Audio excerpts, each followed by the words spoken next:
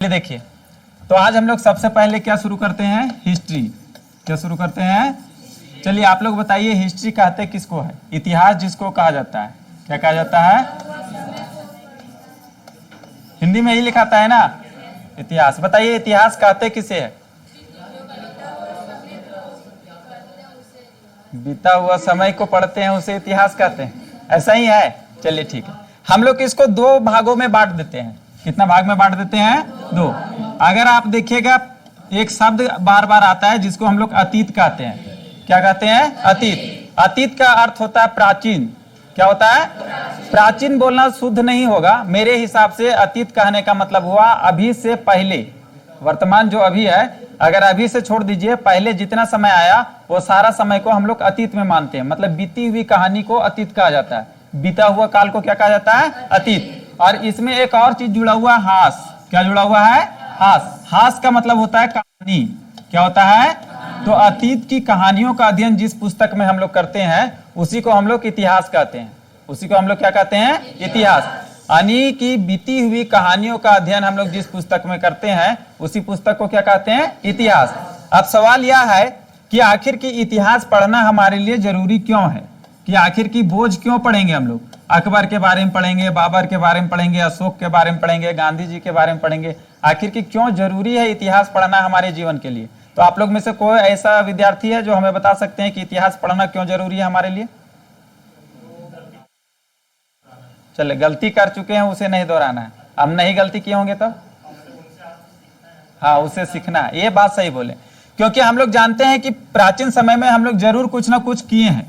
जैसे कि एग्जाम्पल हम छोटा सा देते हैं, उससे आपको पता चल जाएगा कि हम लोग सबसे पहले आदि मानव थे। कहाँ थे? तो जब हम लोग आदि मानव थे तब पहाड़ पर जा करके चढ़ते थे हम लोग, और वहां से बड़ा सा चट्टान को लुढ़का देते थे। वो चट्टान जब लुढ़कते लुढ़कते नीचे आता था तो नीचे जितने जानवर होते थे दब जाता था, और जानवर जब दब के मर जाता था तो उसका मांस को हम लोग खा लेते थे। कच्चा मांस को खाते थे। ये हम लोग जब क्या थे? आदि मानव। आदि मानव मतलब पूरा मानव नहीं, आधा मानव, आदि लगा हुआ है। ऐसे आदि का अर्थ होता है प्राचीन, प्राचीन मानव। लेकिन हम समझाने के लिए बोल रहे हैं आपको, आदि मानव का मतलब आधा मानव, मतलब पूरा तरह से मानव हम लोग नहीं बने थे। जानवर और मानव का मिला हुआ रूप में जब हम लोग थे उसी को आदि मानव कहा जाता है। क्या कहा जाता है? तो पहले शिकार हम लोग कैसे करते थे? तो वहां हम लोग देखे कि पत्थर जब गोल होता है तो बढ़िया लुढ़कता है ना, लेकिन चरखुट पत्थर लुढ़केगा? नहीं लुढ़केगा। बाद में जब हम लोग आए तो देखे क्यों नहीं पत्थर को प्लेट जैसा बना लिया जाए, गोल चक्का जैसा बना लिया जाए, और इस चक्के के मदद से हम लोग यातायात का उपयोग करेंगे। फिर उसमें पहिया लगा दिए हम लोग, पहिया लगा फिर उसको कुत्ता से खिंचवाने लगे हम लोग। फिर जो है गाड़ी बन गया। उसके बाद में हम लोग उसमें पैडल जोड़ दिए, साइकिल बन गया। बाद में हम लोग उसमें मोटर जोड़ दिए तो मोटरसाइकिल बन गया। तो जब तक हम लोग पुरानी चीज को नहीं जान पाए तब तक हम लोग उसमें कुछ नया आविष्कार करके जोड़ करके नया इनोवेट कर पाएंगे? नहीं कर पाएंगे। तो इतिहास पढ़ना इसलिए जरूरी है ताकि हम लोग उसमें रिसर्च करके नया जोड़ के नया इनोवेट कर सके। जैसे 3G था, 2G था, 4G था, फिर 5G आया, फिर 6G आएगा, फिर 7G आएगा। धीरे धीरे ना हम लोग इसको आगे करेंगे कि अचानक बढ़ जाएंगे। इसीलिए इतिहास को अगर मान लीजिए कि आज से पहले हमको क्या हुआ था नहीं हुआ था ये जानकारी नहीं है, तो अगर हम लोग नहीं जानेंगे तो नया कुछ कर पाएंगे? नहीं कर पाएंगे। इसलिए इतिहास जानना हमें जरूरी है, ताकि नया कुछ यदि हमें करना है तो उसके लिए हम लोग को पुरानी चीजों को जानना अति आवश्यक है। ठीक है, चलिए, ये इतिहास का मोटा मोटा सारांश हम लोग जान गए हैं। एक तरह से इसका पहचान हम लोग कर लिए कि इतिहास कहते किसे है। अब आप लोग को बताया जाएगा कि इतिहास लिखने की कला शुरुआत कब हुआ। तो इतिहास जब हम लोग लिखने की कला का शुरुआत जो हुआ, पहले मौखिक तौर पे चलता था, कोई लिख के रखता नहीं था, है ना। तो पहली बार लिखने का काम 500 BC पहले में अगर देखा जाए तो हीरोडोटस नामक व्यक्ति किया था। कौन किया था? हीरोडोटस। ये यूनान का था। कहाँ का था? यूनान का। इसीलिए हीरोडोटस को ही इतिहास का जनक कहा जाता है। इतिहास का जनक किसे कहा जाता है? हीरोडोटस को। जनक किसे कहा जाता है? हीरोडोटस। इसका मतलब ये नहीं है कि इसके पहले कोई व्यक्ति नहीं था जिसने इतिहास नहीं लिखा, लेकिन सुसंगठित रूप से एक पुस्तकों में लिखने का काम किसने किया? हीरोडोटस ने। इसीलिए इसी को इतिहास का क्या कहा जाता है? जनक कहा जाता है। इसीलिए इसी को इतिहास का क्या कहा जाता है? जनक। अब मान लीजिए आप लोग में से किसी एक व्यक्ति को हम देंगे कि इतिहास लिखना है, तो आप इतिहास कैसे लिखिएगा? मान लीजिए डमर सर के बारे में इतिहास लिखना है, कैसे लिखेगा? पूछिएगा जाके सर से। न कलेक्शन, क्या चंदा कलेक्शन? चंदा कलेक्शन क्या कलेक्शन कीजिएगा? ठीक है, देखिए इतिहास लिखने का 3 माध्यम होता है। कितना माध्यम होता है? पहला नंबर है कि आप लिखित तौर पे कहीं से कुछ ले आइए, लिखा हुआ साक्ष्य आप कहीं से ले आइए। दूसरा है कि मौखिक साक्ष्य आप कहीं से ले आइए, पूछ लीजिए डमर सर से कि आप कहाँ जन्मे थे सर बताइए। ऐसा हो सकता है कि नहीं हो सकता? और ये दोनों बात को वेरीफाई करने के लिए तीसरा नंबर वाला जो मेन इंपॉर्टेंट होता है, जो सबसे जरूरी है, जैसे डमर सर बोल दिए कि मेरा जन्म इस इलाका में हुआ है, तो आपका काम है कि उस इलाका में जा करके सबसे पहले परीक्षण करना। क्या करना? वहां देखना कि सर बोले हैं तो इसका कुछ साक्ष्य है वहां या नहीं है। उसको हम लोग पूरा तात्विक साक्ष्य कहते हैं। कौन सा साक्ष्य कहते हैं? पूरा तात्विक। कौन सा साक्ष्य? पूरा तात्विक साक्ष्य। तो पूरा तात्विक साक्ष्य जब आपके पास रहेगा तो ये तीन आधार पे इतिहास लिखा जाता है। पहला लिखित, मौखिक और पूरा तात्विक। पूरा तात्विक अर्थ जो नहीं समझते होंगे समझ लीजिए, पुरानी वस्तुएं जो खुदाई के दौरान हम लोग को मिलती है उसी को पूरा तात्विक वस्तुएं कहते हैं। कौन सी वस्तुएं कहते हैं? पूरा तात्विक वस्तुएं। और जो जगह पे खुदाई होता है उसको पूरा तात्विक स्थान कहते हैं। ठीक है, क्या कहते हैं? पूरा तात्विक स्थान। इस आधार पे अगर देखा जाए, ये स्लाइड यहां से होगा, नेक्स्ट पेज डायरेक्ट हो जाएगा, कहीं क्लिक कर। अच्छा, इसका नया मेथड है ना, वहां वाला का दूसरा मेथड। देखिए, यदि आप देखिएगा तो इतिहास लिखने के आधार पे जो सारा इतिहास लिखा गया, इस आधार पे इतिहास को कई चरणों में बांटा जाता है। पहला को हम लोग कहते हैं प्राग इतिहास। क्या कहते हैं? प्राग इतिहास। कौन सा इतिहास? प्राग इतिहास। तो मिटाने वाला ही ना होगा, अभी इसमें सेट होने में हमको टाइम लगेगा। चलिए देखिए, पहला वाला को क्या कहते हैं? ये दूसरा आगे इसमें ना, प्राग ऐतिहासिक होता है। ठीक है, क्या होता है? ऐतिहासिक। ऐतिहासिक काल को तीन चरणों में बांटा जाता है। कितना चरणों में बांटा जाता है? तीन चरणों में। यदि आप पहला देखिएगा तो उसको हम लोग प्राग इतिहास कहते हैं। कौन सा इतिहास कहते हैं? प्राग इतिहास। ये लिखा हुआ है, समझ जाइएगा। ठीक है, प्राग इतिहास। दूसरा को हम लोग आदि इतिहास कहते हैं। क्या कहते हैं? आदि इतिहास। और तीसरा को हम लोग ये दा के नीचे में लिखा हुआ, ठीक है। और लास्ट वाला को हम लोग ऐतिहासिक कहते हैं। क्या कहते हैं? ऐतिहासिक। प्राग इतिहास, आदि इतिहास और ऐतिहासिक। तीन चरणों में हम लोग इतिहास को बांटते हैं। कितना चरणों में बांटते हैं? तीन चरणों। पहला वाला को हम लोग क्या कहते हैं? प्राग इतिहास। दूसरा वाला को क्या कहते हैं? आदि इतिहास। और तीसरा वाला को क्या कहते हैं? ऐतिहासिक। क्या कहते हैं? तो सबसे पहला बात है कि प्राग ऐतिहासिक काल किसको कहेंगे, आदि ऐतिहासिक काल किसको कहेंगे, और ऐतिहासिक काल किसको कहेंगे? बताइए, आप लोग पहले से पढ़े हैं, बताइए प्राग ऐतिहासिक काल किसे कहेंगे? इसमें लिखा हुआ साक्ष्य, जैसे अभी हम आपको बताएं जो इतिहास लिखा गया उसमें पुरातात्विक वस्तुएं चाहिए और लिखित वस्तुएं चाहिए और मौखिक वस्तुएं चाहिए। तीन चीज चाहिए। कितना चीज चाहिए? तो ये जो इतिहास लिखा गया है इसमें ये बात को लिखा गया कि मानव धरती पे आया कहां से। ठीक है, मानव धरती पर आया कहां से। जब इस बात का रिसर्च किए जाने लगा तो जगह जगह पे जो मानव की अस्थियां मिला या जानवरों की अस्थियां मिला, वो अस्थियों को रिलेट करके देखा गया, उससे बताया गया कि मानव धरती पे आया कहां। तो वहां से मानव का पूर्वज बंदर को बता दिया गया है। तो बंदर से मानव बनने की क्रिया जितना हुआ उसको एक तरह से प्राग इतिहास में डाला जाता है। किस में डाला जाता है? प्राग इतिहास में। लेकिन मानव जो था वो बंदर से मानव बनने की क्रिया में कहीं लिखित साक्ष्य तो मिला नहीं है, केवल खोपड़ी मिला, हड्डी मिला। ये सारी हड्डियों का एज पता किए हम लोग रेडियो डीके करके, और उस आधार पे जो हम लोग इतिहास पूरा लिख दिए। तो इस पूरा ऐतिहासिक काल में केवल हम लोग को पूरा तात्विक साक्ष्य मिला है कि नहीं मिला है? क्या मिला है? पूरा तरह से पूरा तात्विक साक्ष्य मिला है। कौन सा साक्ष्य मिला है? लिखित यहाँ कुछ मिल पाया है? नहीं मिल पाया। लिखित यहाँ भी कुछ नहीं मिल पाया, केवल क्या मिला है? पूरा तात्विक साक्ष्य। तो इतिहास का वह कालखंड जिसमें केवल इतिहास पूरा तात्विक साक्ष्यों के आधार पर लिखा जाएगा तो उसको कौन सा इतिहास कहा जाएगा? प्राग इतिहास। कौन सा इतिहास? प्राग इतिहास। वहां किसी भी प्रकार से कोई भी लिखित साक्ष्य मिला नहीं है। कुछ भी लिखित साक्ष्य मिला है? नहीं मिला है। तो बताइए प्राग ऐतिहासिक काल किसे कहते हैं? रट लीजिए, यहीं रूम में रटना नहीं है। बोलिए, प्राग ऐतिहासिक काल किसे कहते हैं? केवल पुरातात्विक साक्ष्यों के पूरा तरह से पुरातात्विक साक्ष्यों के आधार पर अगर इतिहास लिखा गया है तो उसको कौन सा ऐतिहासिक काल कहा जाएगा? प्राग ऐतिहासिक काल। कौन सा ऐतिहासिक काल? प्राग ऐतिहासिक काल। आदि ऐतिहासिक काल शब्द से ही आपको समझ लेना है, ज्यादा चीज रटा नहीं जाता इतिहास में। जब आप इतिहास को रटना करना शुरू कर दीजिएगा तब भूलना भी शुरू कर दीजिएगा। इसलिए इतिहास को रटना ही नहीं है, बहुत बड़ा है इतिहास। देख लीजिए, यही है, हम आपको यहाँ से पढ़ाएंगे। ठीक है, प्राग ऐतिहासिक से। फिर आदि ऐतिहासिक आएगा, फिर ऐतिहासिक आएगा। इसको भी 4 चरणों में बांटा हुआ मिलेगा, प्राचीन, मध्यकालीन, आधुनिक और समकालीन। तो इतना सारा डाटा को याद कर पाना संभव है? तो आपको इतिहास को एक तरह से क्रमबद्ध तरीके से समझना होगा। और जब आप इतिहास को समझ जाइएगा तभी आप इतिहास को, अगर कोई चीज नहीं भी याद रहेगा और परीक्षा में आएगा तो अनुमान से भी टिक मारिएगा तो सही हो जाएगा।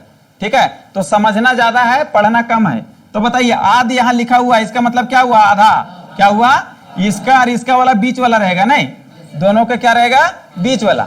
एक तरह से अगर देखा जाए तो यहाँ पुरातात्विक साक्ष्य मिला है, लिखित साक्ष्य भी मिला है, परंतु इसे पढ़ा नहीं गया है, परंतु इसे पढ़ा नहीं गया है, इसलिए इसे आदि ऐतिहासिक काल कहते हैं। कौन सा काल कहते हैं? आदि ऐतिहासिक काल। तो बताइए, आदि ऐतिहासिक काल किसे कहते हैं? जिसमें पुरातात्विक साक्ष्य मिला है, लिखित भी मिला है, परंतु इसे पढ़ा नहीं गया। एग्जाम्पल के तौर पे हड़प्पा का इतिहास। कौन सा इतिहास? हड़प्पा का इतिहास में लिखा हुआ तो बहुत मिला है, लेकिन आज तक उसको कोई पढ़ पाया है? उन लोग कौन सा लिपि का प्रयोग किया है पता नहीं चल रहा है। चित्र वाला लिपि प्रयोग कर लिया है। कौन सा लिपि प्रयोग किया है? चित्र वाला। अभी जो तमिलनाडु का जो सरकार है, तमिलनाडु राज्य का नाम सुने हैं ने? वहां का जो मुख्यमंत्री है स्टालिन, वो जो अनाउंस किया है कि जो भी व्यक्ति हड़प्पा काल का इतिहास पढ़ लेगा उसको 10 लाख रुपया जो है पुरस्कार मिलेगा। अब आप लोग को पढ़ लीजिए, 10 लाख आपको मिलेगा। ठीक है, ये वर्तमान का न्यूज है। ठीक है, तो तमिलनाडु वाला सरकार क्या घोषणा किया है कि हड़प्पा का इतिहास जो भी पढ़ेगा उसको कितना इनाम मिलेगा? 10। कोई है जो पढ़िएगा? कोई नहीं, कोई नहीं है। अरे झूठो तो हाथ खड़ा कर देता कि हम पार लेंगे, यहाँ थोड़ा पुरस्कार मिलने वाला है। ठीक है, बताइए, हड़प्पा का इतिहास को किस में आता है? आदि ऐतिहासिक काल में। किस में आता है? आदि ऐतिहासिक काल में। किसमें? आदि ऐतिहासिक। उसके बाद ऐतिहासिक काल किसको कहते हैं? जिसमें पुरातात्विक साक्ष्य मिला है, लिखित भी मिला है और उसको पढ़ा भी गया है, तो उसको क्या कहा जाता है? ऐतिहासिक काल। कौन सा काल? ऐतिहासिक काल। तो प्राग ऐतिहासिक, आदि ऐतिहासिक और ऐतिहासिक में अंतर किसी को समझने में समस्या है? नहीं। याद हो गया? एक बार बोलिए ताकि आपको यही याद कर लेना है, रूम में जाकर याद नहीं करना है। बोलिए, प्राग ऐतिहासिक काल किसे कहते हैं? हम जैसे बोलते हैं वहां तक जाता है, वहां आवाज यहाँ नहीं पहुंच पा रहा है। नहीं आ रहा है? आ रहा है? चलिए बोलिए, बोलिए, प्राग ऐतिहासिक काल किसे कहते हैं? ये लावा फूट रहा है, एक साथ नहीं आ रहा है। प्राग ऐतिहासिक काल उसे कहते हैं जिसमें इतिहास केवल किसके आधार पर लिखा गया है? पुरातात्विक साक्ष्यों के आधार पर। लिखित यहाँ पे कुछ मिला नहीं है, उस इतिहास को क्या कहते हैं? प्राग इतिहास। कौन सा इतिहास? आदि इतिहास किसे कहते हैं? जिसमें पुरातात्विक भी मिला है, लिखित भी मिला है, परंतु पढ़ा, उसको क्या कहते हैं? आदि इतिहास। कौन सा इतिहास? आदि हम बढ़िया से लिख देते हैं ना, तो बोलिएगा हिंदी नहीं हो रही है फिर दिक्कत हो जाएगा। यहाँ अंतस्या ऐसे लिखा था, दा के नीचे या। ठीक है, ऐतिहासिक किसे कहते हैं? जिसमें पुरातात्विक भी है, लिखित भी है और उसको पढ़ भी लिए हैं, तो वो किसमें आ जाएगा? ऐतिहासिक। किसमें? ऐतिहासिक। हड़प्पा का इतिहास किसमें आता है? किसमें आता है? आदि इतिहास।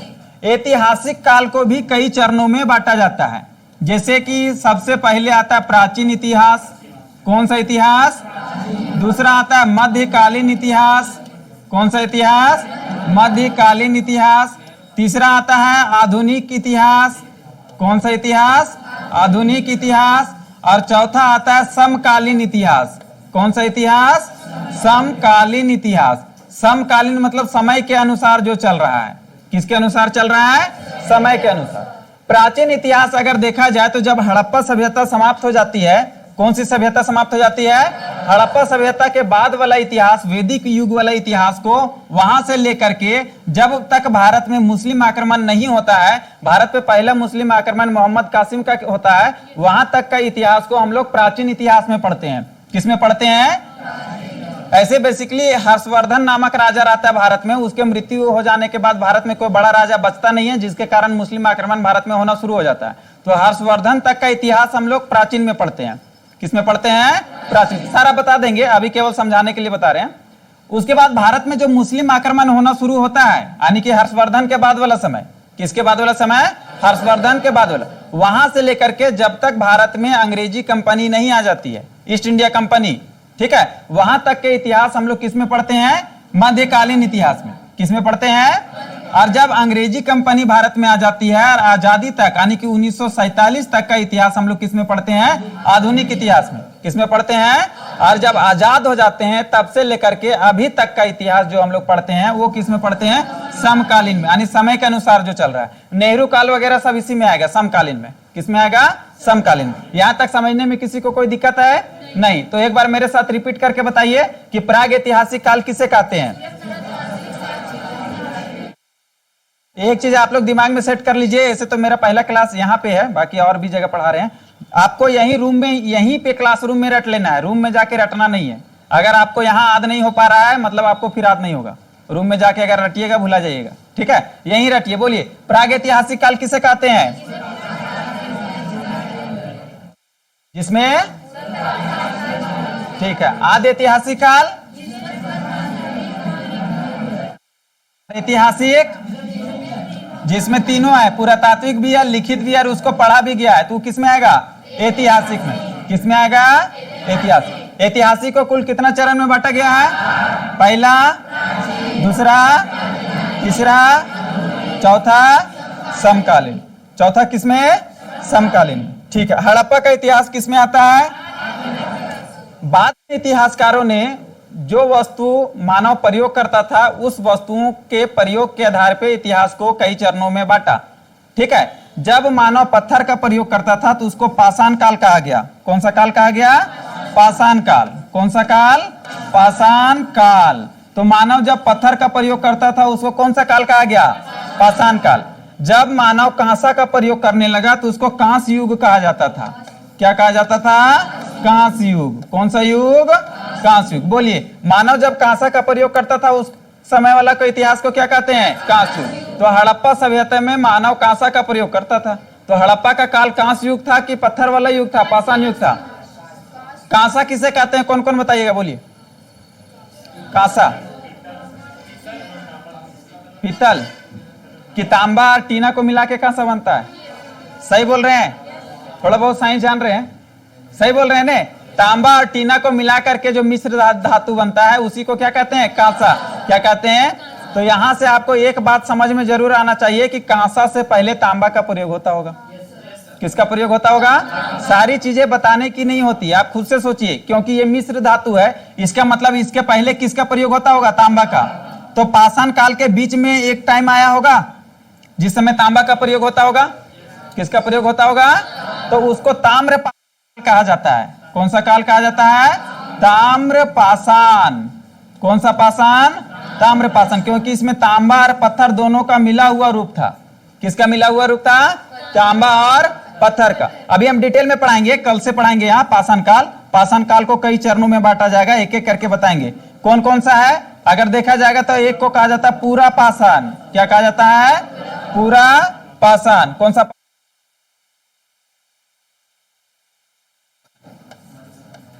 अरे तुम लोग पंखा ले रहा है, इधर हवा नहीं आ रहा भाई, बहुत गलत बात है। किधर है? अभी यहाँ आएंगे हम तब नहीं रहे। ठीक है, अब ठीक। चलिए देखिए, पहला वाला को क्या कहा जाता है? पूरा पाषाण। कौन सा पाषाण? लास्ट वाला को नव पाषाण कहा जाता है। क्या कहा जाता है? नव पाषाण। नव पाषाण। पहले इतिहास में यही दो गो आया था, पूरा पाषाण और नव पाषाण। लेकिन देखा गया कि बीच वाला कुछ कुछ काल है जिसको नव पाषाण और पूरा पाषाण दोनों में कहीं नहीं रखा जाएगा, तो बाद में एक ठो और जोड़ दिया गया, मध्य पाषाण। मतलब मध्य पाषाण शुरू से नहीं था, समझे? मध्य पाषाण को कब जोड़ा गया? बाद में। कि शुरू से था? बाद में जोड़ा गया। बोलिए, जिस समय मानव पत्थर का प्रयोग करता था उस समय वाला को क्या कहा गया? कौन सा काल? और जब तांबा और पत्थर का मिला हुआ रूप था उसको? जब कांसा का प्रयोग, जब लोहा का प्रयोग करने लगेगा तब लोह युग। कौन सा युग? तो यहाँ वाला इतिहास को कौन सा युग कहा जाता है? लोह युग। तो वर्तमान का इतिहास कौन सा युग से संबंधित है? लोह युग से। अभी लोहा का प्रयोग करते हैं हम लोग, और जब मानव लोहा का प्रयोग सीख गया तब मानव का जीवन बदल गया। समझ में आया? जब मानव लोहा का प्रयोग करने सीख गया तब मानव का जीवन क्या हो गया?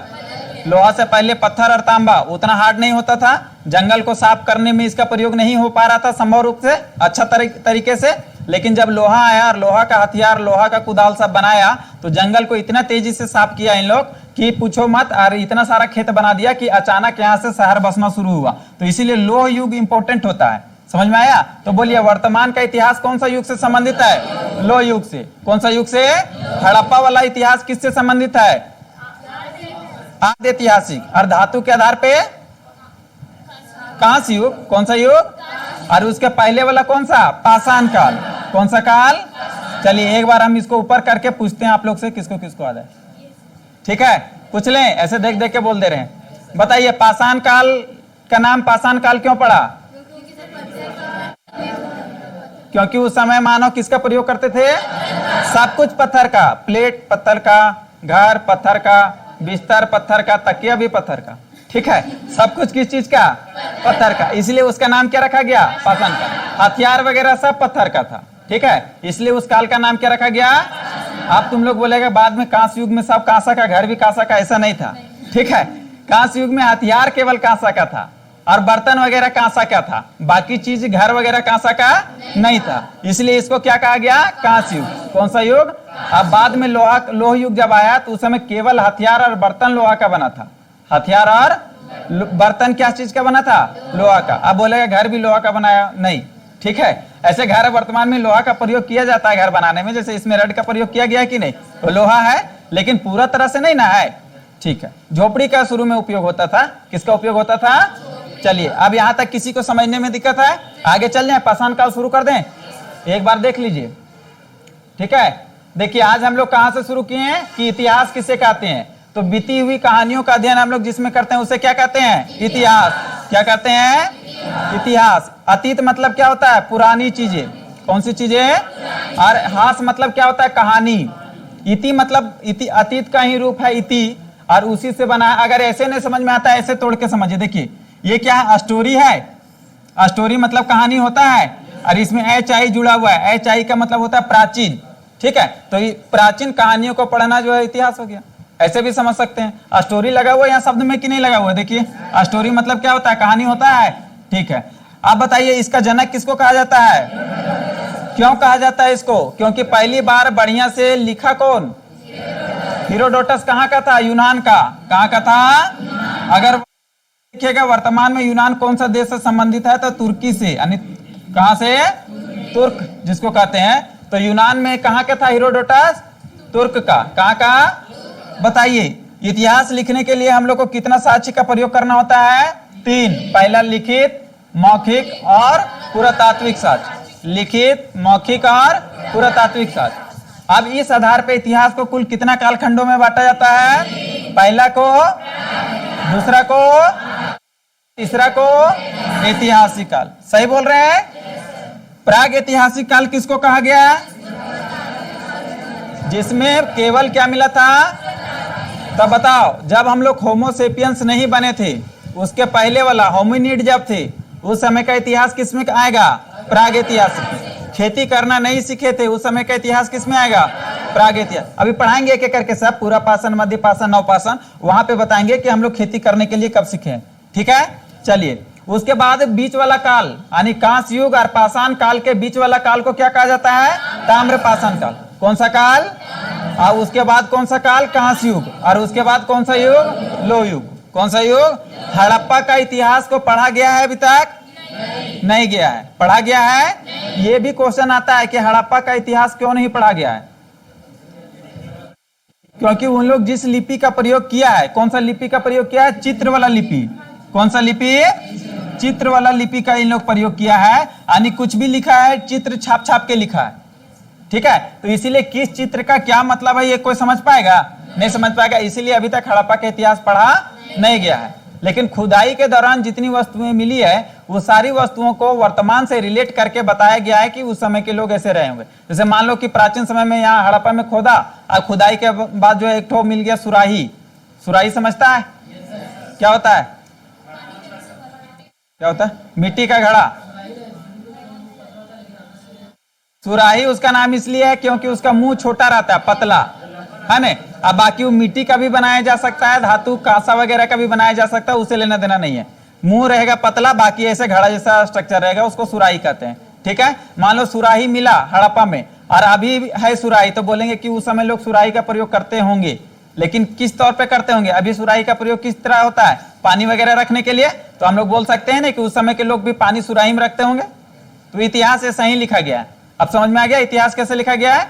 जो भी चीज हम लोग को मिलता है उसको वर्तमान से जोड़ते हैं, देखते हैं वर्तमान में उसका क्या प्रयोग हो रहा है, और उसी के आधार पे जो है इतिहास को लिख दिया जाता है। ठीक है, उसी के आधार पे किसको लिख दिया जाता है? इतिहास को। जैसे मान लीजिए कि हड़प्पा में हल मिला, तो देखेंगे हल का वर्तमान में क्या प्रयोग है? जोतने का। तो बोल नहीं सकते कि उस समय लोग जुताई करते होंगे। उस समय लोग जो जुताई करते थे ऐसे अजीब डिजाइन में करता था, समकोण पे ऐसे ऐसे जुत करके ऐसे सीधा सीधा जुताई करता था। अभी हम लोग कैसे करते हैं? अभी हम लोग किस तरह से करते हैं? जो खेती करता होगा वो जानता होगा, ऐसे ना करते हैं। सोचो इन लोग कितना टेक्निक में आया था, बीच में रास्ता छोड़ देता था कि खाद बुनने जाएंगे तो फसल गंजाएगा नहीं। ठीक है, हड़प्पा वाला पढ़ाएंगे उस समय बताएंगे। चलिए, उसके बाद पाषाण काल को कितना भाग में बांटा गया? पहला, दूसरा, तीसरा, अब बाद वाला लास्ट वाला को क्या कहा गया? ताम्र पाषाण। क्या कहा गया? ताम्र। पहले शुरू में केवल पूरा पाषाण नवपाषाण था, बाद में किसको जोड़ा गया? बाद में किसको जोड़ा गया? मध्य पाषाण को। किसको? कांस्य युग इसका नाम क्यों रखा गया? इसलिए क्योंकि इस समय किसका प्रयोग होता था? कांसा का। और लोहा का प्रयोग को कौन सा युग कहा गया? लोह युग। कौन सा युग? बताइए, ऐतिहासिक काल को कुल कितना भाग में बटा गया? कौन कौन? क्या अब तुम लोग सोचता होगा प्राचीन इतिहास से सर पढ़ाएंगे, मतलब यहां से पढ़ाएंगे? यहां से नहीं पढ़ाएंगे। कहां से पढ़ाएंगे? प्राचीन से भी पहले से। ठीक है, प्राग ऐतिहासिक से। कहां से? प्राग ऐतिहासिक। चलिए प्राग ऐतिहासिक शुरू कर दें। एक बार समय देखिए, समय है? देखिए, हम लोग पाषाण काल पढ़ते हैं। कौन सा काल पढ़ते हैं? ये सारा चीज हम पढ़ा देंगे, लिखित तौर पे आप लोग को नोट्स मिल जाएगा। ठीक है, लिखित तौर पे क्या मिल जाएगा? नोट्स। और जो जो चीज नोट्स में नहीं रहेगा आपको पढ़ाने से पहले मिलेगा, बाद में आप मिलाइएगा। जो जो चीज यहाँ एक्स्ट्रा बताया जाएगा आप खुद से हाथ से लिख लीजिएगा। ठीक है, किसी को ऑब्जेक्शन है? क्योंकि अगर हम पढ़ा के लिखाने लग जाएंगे तो बहुत लंबा खींचा जाएगा। ठीक है, तो हम यहाँ समझा देंगे और ये नोट्स आपको मिल जाएगा लिखा हुआ, और आपका काम रहेगा जो चीज बोर्ड पे एक्स्ट्रा बताया गया है, नोट्स में छूट गया है, उसको आपको क्या करना है? हाथ से लिखना है। और अगर पढ़ते समय आपको कुछ कुछ टॉपिक लग रहा है कि हम भूल जाएंगे, लिखना है, तो साथ में लिख सकते हैं, कोई दिक्कत नहीं है, लेकिन रुक के नहीं लिखा जाएगा। ठीक है, कोई समस्या है किसी को? नहीं। चलिए बताइए, हम लोग कौन सा काल पढ़ेंगे? पाषाण काल। पाषाण काल इस काल का नाम इसलिए रखा गया क्योंकि इस समय मानव अधिकतर अपने वस्तुओं में से सबसे ज्यादा प्रयोग किसका करता था? पत्थर का।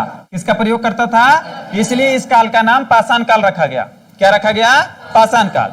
इसको अगर देखा जाए तो बेसिकली बहुत पहले से स्टार्ट होता है, अलग अलग जगह पे ये अलग अलग समय में शुरू हुआ। भारत में अलग समय में, दूसरा जगह में अलग समय में, और एक जगह में अलग समय में। ऐसा नहीं कि सब जगह पे इतिहास एक ही बार चलता है, ऐसा नहीं है। जैसे अगर आपको एग्जाम्पल समझना तो आप लोग, जाहिर सी बात है, यहाँ पे जितने विद्यार्थी है बहुत सारे विद्यार्थी गाँव से आए होंगे, आए हैं नहीं? तो बताइए, हजारीबाग भी आज से पहले गाँव रहा होगा। शहर तो अचानक नहीं बन गया, लेकिन अभी क्या बन गया है? और हमारा गाँव अभी भी क्या है? लेकिन आपको दिख रहा होगा कि जिस गांव में आप रहते हैं वहां का लोकल चौक चौराहा धीरे धीरे शहर का रूप ले रहा होगा। तो वो हजारीबाग के इतिहास से पीछे चल रहा है कि आगे चल रहा है? कम से कम 50-100 साल पीछे चल रहा है। हो सकता है 50-100 साल बाद वो एक शहर बन जा रही है और डेवलप शहर बन जाए। तो हर जगह का विश्व में इतिहास सेम टाइम पे चलता है कि अलग अलग चलता है? तो एक चीज दिमाग में रख लीजिएगा कि हर जगह का इतिहास सेम चलता, तो टाइम में चेंजेस आपको लिखा हुआ मिल जाएगा। आप भारत में लिखेगा अलग मिलेगा, विश्व में लिखेगा अलग मिलेगा। ये सब बताने से पहले एक चीज हम आपको और बता देते हैं। ठीक है, थोड़ा इसको पढ़ लीजिए ताकि आपके काम का रहेगा, और उसके बाद हम यहाँ पाषाण काल में चलेंगे। समझाने के लिए बता रहे हैं, ऐसे बेसिकली बताते नहीं। ठीक है, देखिए, ज्योग्राफी पढ़ लिए हैं कंफर्म? वर्ल्ड मैप छापने जानते हैं कि नहीं जानते हैं?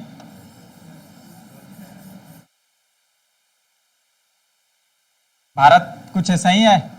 ये गलती हो गया ना, थोड़ा सा गलती हो गया। पूरे मिट गया रे, तो गड़बड़ कर दिया, फिर से छापना पड़ेगा हमें।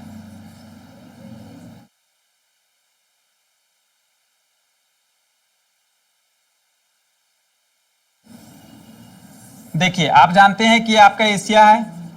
क्या है? एशिया में ये आपको भारत दिख रहा होगा। ये आपका यूरोप है, क्या है, ये आपका अफ्रीका है, कंफर्म। यहाँ पे आपको ऑस्ट्रेलिया दिखेगा, ये आपको क्या दिखेगा, ऑस्ट्रेलिया, सही है। यहाँ पे अगर आप देखिएगा, यहाँ पे अगर आप देखिएगा तो आपको जो है इसे क्या मिलेगा, ये आपका साउथ अमेरिका है, क्या है। यदि आप ये देखिएगा तो ये आपका नॉर्थ अमेरिका है। कौन सा अमेरिका है, हम शॉर्ट में छाप रहे हैं, हमको उतना आता नहीं है, खाली लगना चाहिए कि ये यही है। पूरा ओवरव्यू छापा जा सकता है, उसके लिए फिर आर्टिस्ट को बुलाना पड़ेगा भाई, ठीक है।